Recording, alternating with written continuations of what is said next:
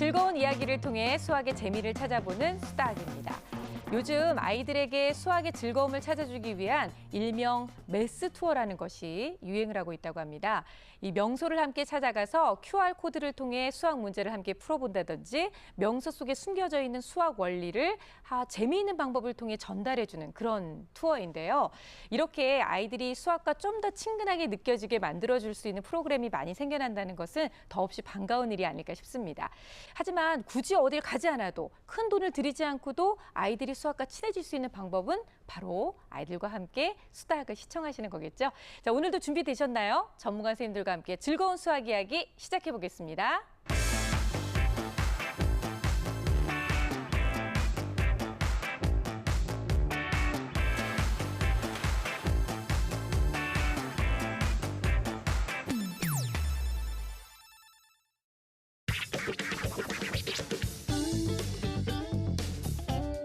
계획을 세워서 하기보다는 필요할 때 조금씩 하는 식으로 공부를 했기 때문에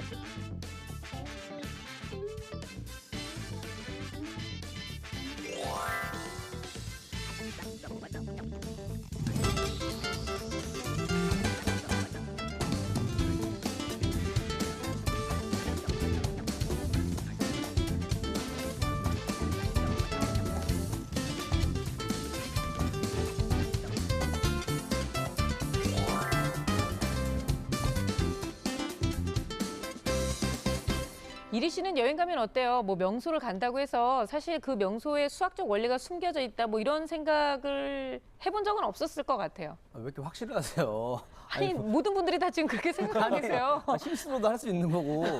아니 그리고 뭐 요즘 뭐 메스 여행 뭐 이렇게 얘기하시는데 네. 저는 메스보다는 매드 여행 쪽이죠. 매드 여행. 미친 여행. 아. 미친 여행인데 가서 뭐 여행 그 좋은 데 가가지고 누가 그렇게 뭐 수학 원리가 뭐가 누가 그러겠습니까? 그런 사람은 제가 봤을 땐 대한민국의 우리 김세희 선생님 정도만. 아, 그건 또 확실하네요. 스페인 가가지고 뭐 수학의 원리 찾고 그러시잖아요. 문고리 하나를 보면서도.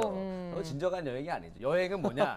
자고로 내가 돈을 들여서 가잖아요. 네네. 그럼 남들한테 좀 티를 내줘야 됩니다. 그러니까 그 네네. 설악산에 가면 흔들바위 옆에서 찍고, 그죠? 제주도로 가면 도라하루방 옆에서 찍어가지고 이거 SNS 올려서 나 여기 왔다 자랑 좀 하고 그래야죠. 거기 안에서 수학의 원리를 찾아볼 틈은 없다 뭐 이런 거네요. 저는 여행하면 지난해 진짜 처음으로 유럽 여행을 갔거든요. 네. 근데 런던에 있는 타워 브릿지를 보는 순간 와 진짜 대단하다.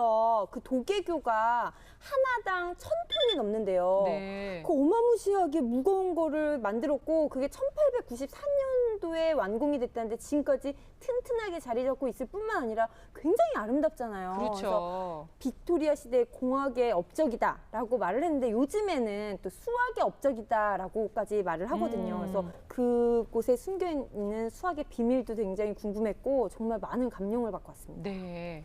전 세계적으로 이제 큰 도시들은 바다나 강을 끼고 있잖아요. 그러니까 바다나 강에는 꼭 다리들이 있고 그 다리는 그냥 하나의 건축물이 아니고 그 도시나 그 나라를 상징하는 것이기 때문에 안전성하고 디자인 이런 것들이 굉장히 중요한 것 같습니다. 네. 왠지 벌써 힌트를 얻으셨을 것 같은데요. 맞습니다. 오늘 파인드 매스에서는 교량 엔지니어에 대해서 좀 알아보려고 하는데요. 이미 지금 벌써 얘기 나온 요만큼만 들어도 엄청나게 많은 수학 이야기가 풍성하게 들어있을 것만 같아요. 아무래도 다리를 만들다 보면 아름다움과 그리고 다리가 지나다니면 이제 자동차도 지나다녀야 되기 때문에 어떤 수학적인 계산과 이런 설계가 중요하게 작용을 하겠습니다. 그래서 이 교량 엔지니어 분들은 두 가지를 다 고려해야 되겠죠. 안전과 아름다움까지. 네. 예. 그래서 아주 중요한 직업이라고 할 수 있겠고요.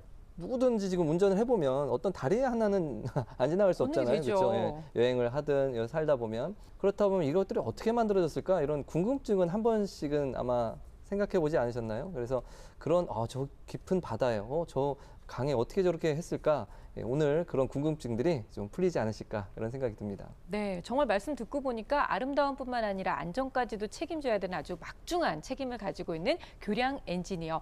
오늘 파인드 매스에서 함께 만나보겠습니다.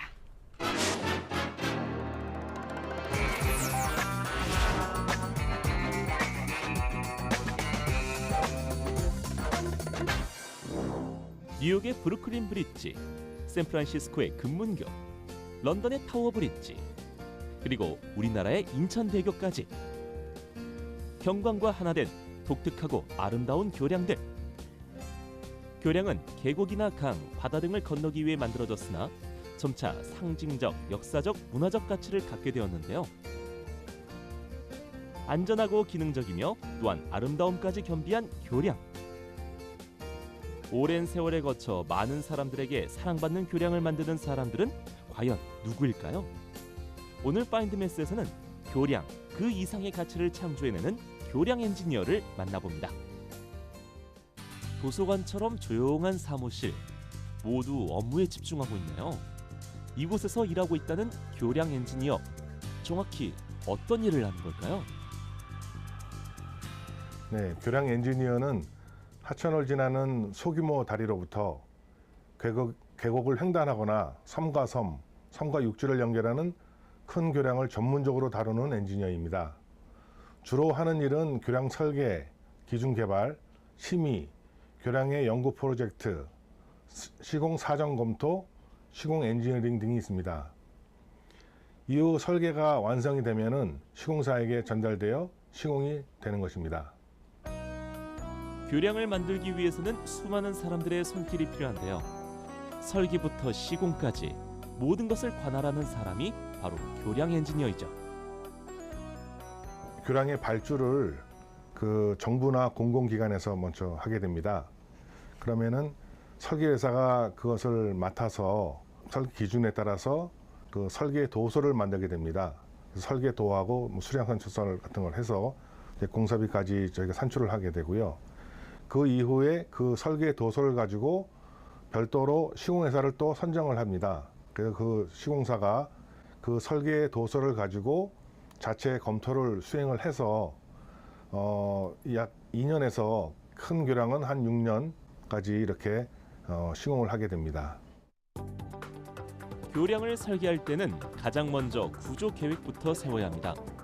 교량이 놓일 위치에 시공이 가능한지 확인하고요.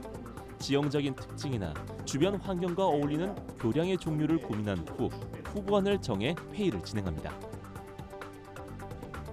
교량 설계에는 기본적으로 수학적 사고력이 반드시 필요합니다. 설계에 필요한 조건들을 이제 숫자로 표현을 먼저 하면서 시작을 하게 됩니다. 그러니까 예를 들면 뭐 바람의 강도나 그 다음에 그 교량위를 지나가게 되는 차량의 무게나 아니면 차량의 대수나 이런 것들을 갖다가 정의를 하고 그 숫자들을 이용을 해서 이제 교량 설계에 적용을 하게 됩니다. 교량은 무엇보다 안전성이 보장되어야 합니다. 생명과 직결되어 있기 때문이죠. 교량 엔지니어는 다양한 수학 원리를 사용하여 교량의 안전성을 점검합니다. 교량 설계에는 얼마나 많은 수학적 원리들이 사용이 되는지 제가 한번 보여드리겠습니다.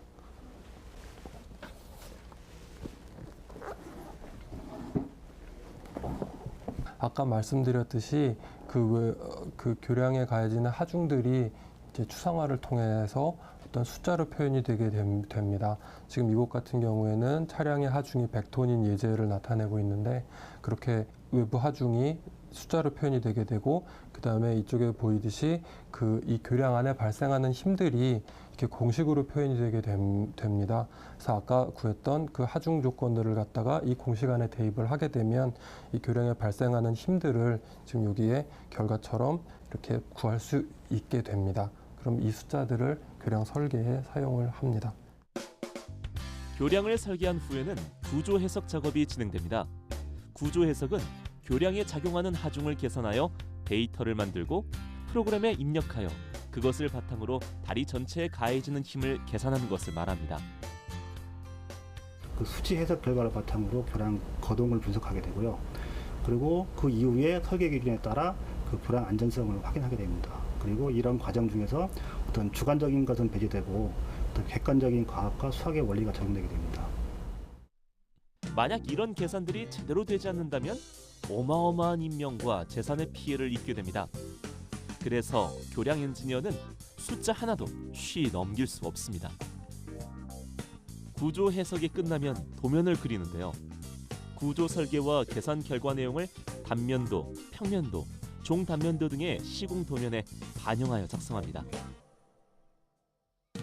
도면이 작성되면 교량에 사용될 콘크리트, 철근, 강제 등의 물량을 계산하는데요. 철량 하나가 버틸 수 있는 하중이 있기 때문에 꼼꼼한 구조 해석에 따른 물량 산출은 필수입니다. 그 후에는 교량 건설 사업비를 산출하죠. 마지막으로 공사 시공을 위한 전반적인 품질, 안전 교육, 일정, 작업 계획서 등 공사를 위한 전반적인 공사 관리 계획서를 작성하게 되는데요. 바로 이 계획서를 가지고 약 2년에서 6년간의 기나긴 교량 건설 시공을 시작하게 됩니다. 그리고 결국에는 이렇게 아름다운 교량이 완성되는 거죠. 교량 엔지니어는 능력 향상을 위해 항상 노력합니다. 최신의 교량 잡지 및 학술지를 연구하고 교량 디자인을 위해 주위 사물을 구조적인 관점에서 보는 능력을 키우는데요.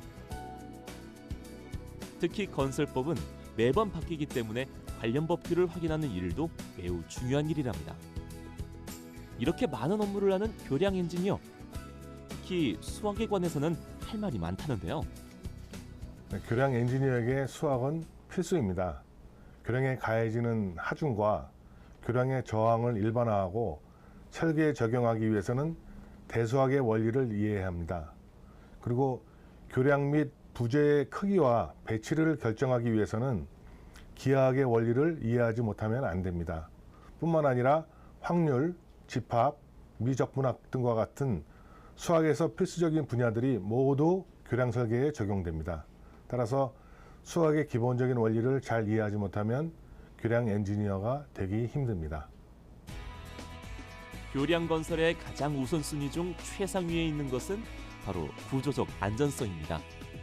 짧게는 50년에서 길게는 100년까지 튼튼한 다리가 될 수 있도록 설계하고 아름다움까지 챙겨야 하는 것이 교량 엔지니어의 역할이 아닐까요? 오늘 파인드메스에서는 다리 그 이상의 가치를 만들어내는 교량 엔지니어를 만나보았습니다. 교량 엔지니어라고 하는 직업이 사실 설계부터 시공까지 전체적인 것을 다 지휘하는 이제 지휘자인 셈인데요. 지형, 주변 환경, 온도, 파도까지 너무 고려해야 될 게 참 많다는 생각이 들어요. 맞아요. 또 다리에 또 몇 대 차와 또 몇 명의 사람이 올라갈 그렇죠. 것까지도 다 계산을 해가지고 이렇게 설계를 한다고 하니까 좀 안심이 네. 돼요. 이제는 다리 지나다닐 때 이제 구명조끼 안 입고 다녀도 될 것 같아요. 마음이 놓이네 이제. 아, 요즘 그냥 항상 구명조끼를 차 안에서도 항상 입고 다녔던 거예요, 그러면? 그 정도는 아니죠. 사람 어떻게 모르세요? 보니까 다리를 하나 만드는데도 2년에서 6년 정도까지 정말 굉장히 오랜 시간이 걸리고 있고요. 이렇게 시간이 많이 걸리는 것만큼 참여하는 인원도 굉장히 많을 거라는 생각이 드는데 교량 엔지니어라고 이렇게 이름을 붙이고는 있지만 상당히 다양한 분야로 이렇게 세분화될 것 같거든요. 교량 엔지니어는 교량을 설계하는 것뿐만 아니라 시공까지 해야 되기 때문에 건축, 지질, 환경 등 각각의 전문가들이 다 모여 있는 것이고요. 뿐만 아니라 그 지질 상태와 그 교통 상황에 따라서 얼마나 차가 많이 다닐 것이냐, 바다에 짓느냐, 강에 짓느냐, 그렇죠. 지질이 어떻게 되어 있느냐에 따라서 또 구조가 굉장히 복잡해질 수밖에 없고요. 따라서 그 세분화된 구조 설계 기술자들이 한꺼번에 다 모여 있는 것이 교량 엔지니어라고 볼 수 있습니다. 그러니까 다리를 만든다. 다리하면 뭔가가 떨어진 것을 연결하고 이어주는 정도로만 생각하는 경향이 많은데 그렇지 않습니다. 다리는 단순히 공사하고 짓는 게 아니라 여러 가지 바람이나 지진과 같은 자연현상 그리고 네. 부식이라든지 변형이라든지 이런 외적인 충격 그리고 교량에 투입되는 재료의 종류나 상태 선정 등 그러니까 여러 가지 정말 많은 것들을 해서 많은 사람들이 안전하고 그리고 아름답게 지나갈 수 있도록 설계하고 최적의 해답을 찾는 게 바로 교량 엔지니어들이 하는 일이거든요. 그러다 보니까 이게 마치 수학의 스토리텔링의 문제를 푸는 것과 같아요. 여러 조건들을 다 찾아서 그 조건에 맞는 걸 연결해서 네. 최적의 해답을 만들어내는 거죠. 그러니까 교량 엔지니어에게 수학은 기본이다. 그래서 수학적인 사고력이 없이는 서해대교나 영종대교 같은 이런 아름답고 큰 다리들을 볼 수 없다라는 생각이 듭니다. 사실 영종대교 위에 있어 보면 섬찟하게 무서울 때도 있잖아요. 바다 한가운데서 내가 이게 흔들리면 어떡하지? 맨 처음에는 그랬었는데 정말로 안전하게 만들기 위해서 얼마나 많은 수학적 원리들이 들어갔는지를 오늘 영상을 보시면서도 느끼실 수 있었을 거라고 생각해요. 근데 제일 많이 나온 얘기가 이제 무게거든요. 얼마나 많은 차들이, 얼마나 많은 사람들이, 얼마나 많은 무게를 이 다리가 견뎌낼 수 있을 것이냐. 여기에서부터 일단 수학의 원리가 시작되는 것 같아요. 예, 맞습니다. 아무래도 이 수학적 설계, 구조 이런 것들을 정확하게 계산하지 않으면 그런 것들은 버텨낼 수가 없겠죠. 예. 그래서 이제 무게를 전문적 용어로 하중이라고 할 수 있는데요. 네. 이 하중에는 두 가지 종류가 있습니다. 지속 하중과 변동 하중이 있는데 지속 하중이라는 것은 교량에 일에 추가된 어떤 시설물들을 고정 하중, 지속 하중이라고 할 수 있습니다. 그리고 변동 하중은 대표적으로 뭐 풍하중, 바람에 의해서 그리고 자동차 지나다니면 자동차의 네. 하중이라든지 그리고 변동되는 것들이죠. 이런 것들은 뭐 있을 수도 있고 없을 수도 있고 그런 것들까지도 계산을 해서 여러 가지 고려를 해서 이 다리를 만든다 할 수 있는데요. 그래서 그런 것들을 그냥 만드는 것이 아니라 어떤 원리에 의해서 만드는데요. 이게 대표적인 원리로 오일러, 그 베르누이 보호 이론이라고 있습니다. 그래서 이 미분 방정식을 이용해서 이 보 내부 어떤 구조물에 가해지는 힘과 어떤 보의 처짐 현상을 알 수 있는 그런 이론이거든요. 예를 들자면 이게 얘가 쉽지 않습니다만 미분적분 얘기가 나와서요. 원래 얘는 이미 쉽게 얘기해 주려고 예를 드는 거 아닌가요? 어렵다네. 그래서 이 그 4차 미분 방정식을 어떤 처짐이라는 변수에 대해서 한번 적분을 하면 보 내부에 가해지는 그 적용되는 그 전단력을 구할 수 있습니다. 그 구해진 것을 한 번 더 적분하면 휨 모멘트라는 걸 구할 수가 있습니다. 네. 다시 말하면 휨 모멘트를 미분하면 전단력을 구할 수 있다는 뜻인데요. 이게 적분과 미분의 관계를 알면 쉬운데 이게 결국 기둥에 가해지는 힘 그리고 다리에 가해지는 힘을 찾기 위해서는 수학이 이게 매우 중요하게 사용된다라는 것이 바로 이 내용의 가장 핵심 내용입니다. 네. 뭐 얘기를 들어보니까 이거 보통 수학적 지식 가지고는 할 수 없는 직업인 것 같아요. 그럴 것 같아요. 또 공부도 뭐 계속 꾸준히 해야 될 것 같고, 뭐 저는 뭐 다시 태어나도 뭐 절대 뭐 쳐다도 보지 말아야 될 그런 직업이 아닌가 생각이 쳐다보지 드네요. 못할 다니고 쳐다보지 말아야 될 아예 안 직업인가요? 해서 안 쳐다볼 거예요, 이 직업. 네, 맞습니다. 정말 공부를 많이 해야 되는 직업이에요. 아까 영상에서 보시면 네. 법 관련 책을 보고 계시잖아요. 그러니까 다리 만드시는 분들은 법이 자꾸 바뀌기 때문에 건설 관련된 네. 법률이 법까지도 공부를 열심히 해야 올바른 다리가 만들어집니다. 예, 특히 교량 엔지니어는 앞서 우리가 수학에 대한 얘기를 많이 했는데요. 정말 안전을 위해서 이 수학적 사고력이 정말 중요합니다. 네. 왜냐하면 이 다리를 만들 때 뭐 강의 폭 그리고 예상 통행량, 차량의 무게 이런 것들을 어떤 수치로 나타내서 그 조건들을 만족하는 그런 다리를 만들어야 되거든요. 또 뭐 사장교로 만들 것인지 아니면 현수교로 만들 것인지 이런 다리의 종류도 결정을 해야 되겠고요. 제가 뭐 송혜교는 잘 알지만 뭐 이게 무슨 뭐 사이비 종교단체 이름 같기도 하고. 송혜교 전문이고. 네, 근데 뭐 현수교, 뭐 사장교 그렇죠. 이게 자꾸 나오는데 예, 제가 사장교와 현수교에 대해서 좀 잠깐 설명을 드리면 네. 사진 한번 보실까요?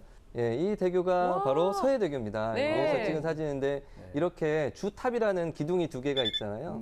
그래서 이 주탑을 먼저 세우고 상판을 만들면서 이 줄을 거는 매달아 형식이죠. 놓은 예, 매달아 상태처럼. 놓은 거예요. 네. 주탑이 힘을 받는 거죠. 그리고 다음 이제 우리 광안대교인데 이건 현수교입니다. 현수교는 이 주탑에 줄을 걸어 놓은 형태예요. 그러니까 줄을 걸어 놓고 이 줄에 힘을 받는 것인데 이런 종류입니다. 그래서 어디에 힘을 받느냐? 바로 사장교는 주탑에 힘을 받고 네. 그리고 현수교는 바로 그 메인 케이블로 지탱을 한다라고 하면 되겠습니다. 그래서 뭐 수학적인 뭐 방정식, 함수, 대수, 기하학 이런 여러 가지들이 종합적으로 적용될 수밖에 없습니다. 뭐 아름다움을 위해서 혹은 건설적인 안전을 위해서라도요. 그리고 다리가 아무리 길어도 진정한 다리를 만들 때의 기술력은 주탑과 주탑 사이의 거리가 길수록 오 대단하다고 판단을 합니다. 그래서 예를 들자면 세계 1위가 일본의 아카시대교는 주탑과 주탑 사이의 거리가 1991m. 엄청나죠. 그리고 2위는 중국의 시오 우면교거든요. 거기는 1650m. 굉장히 넓죠. 그걸 어떻게 다 외우셨어요? 힘들게 외웠어요. 그리고 세계 4위는 놀라지 마세요. 네. 우리나라 이순신 대교입니다. 오. 그래서 1545m. 아, 느낌도 좋아요. 네. 5가 두 개 들어가잖아요. 이렇게 예, 우리나라 교량 엔지니어님들이 굉장히 대단한 거예요. 아니 세계적으로. 근데 예. 정말 독특하시네요. 1위, 2위는 다 외우셨는데 왜 3위는 얘기 안 하고 바로 4위로 넘어가시는 거예요? 3위도 알려주세요. 한국을 보는 순간 너무 좋아서 3위를 건너뛰고 한국을 외웠네요. 잘하셨어요. 네. 그래서 저도 좀 준비를 해왔습니다. 또 다리 관련된 얘기를 하시니까 네. 뭐 저런 것도 있지만 또 세상에서 제일 무서운 진짜 무서운 다리 무서운 다리. 이런 거 궁금하시잖아요. 네. 스위스의 피크 워크라는 곳이 있는데요. 산봉우리와 봉우리를 연결한 다리가 있대요. 뭐 생각만 해도 아찔한데 그게 있고요. 그리고 네. 또 스페인의 왕의 오솔길이라는 길은요.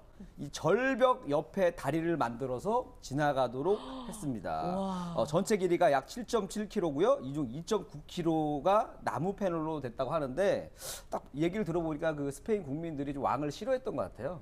되게 위험한 데를 이렇게 왕의 길이라고 해가지고 왕 지나다니라고. 그죠? 아니 그러니까 아무나 못 다니게 하려고 일부러 그렇게 한 건 아닐까요? 제 생각에 왕 지나다니다가도 떨어지라고 해놓은 것 같은데. 아 그냥 보기만 해도 되게 아찔하고 고소공포증 있는 사람은 전혀 엄두도 안 날 것 같은데 근데 이렇게 철저하게 하중을 다 계산해서 건설을 했는데도 불구하고 가끔씩 참 안타깝게 뭐 다리 붕괴 이런 뉴스들을 저희가 종종 접하게 되는데요. 이건 뭐 수학적 원리나 아니면 계산을 좀 잘못해서 그렇게 되는 건가요?